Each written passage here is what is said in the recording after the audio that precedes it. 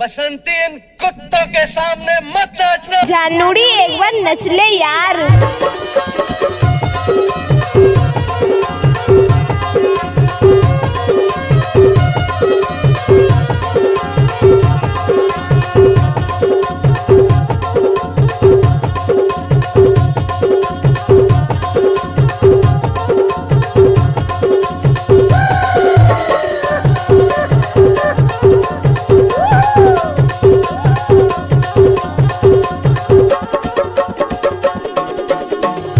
Mix बार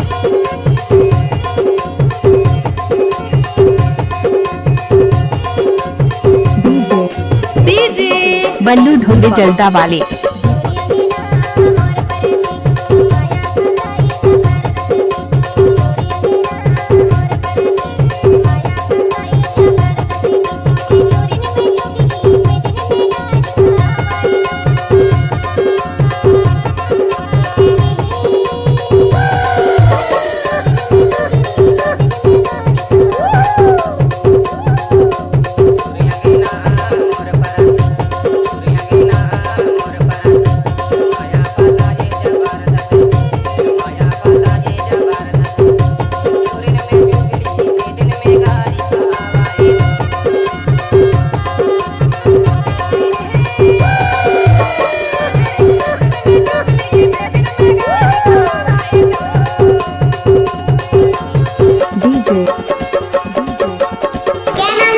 बल्लू धोले जलता वाले।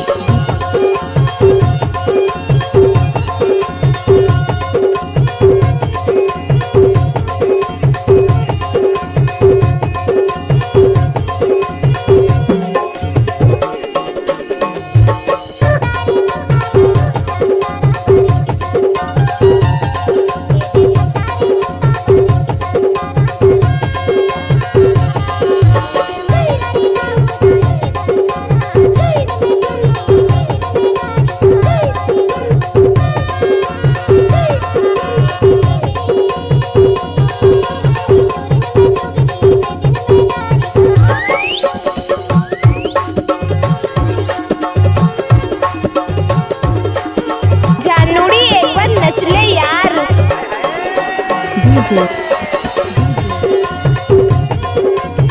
इलाका किसी का भी हो लेकिन धमाका बल्लू भाई का होगा। आपका क्या नाम है? बल्लू धोले जलता वाले।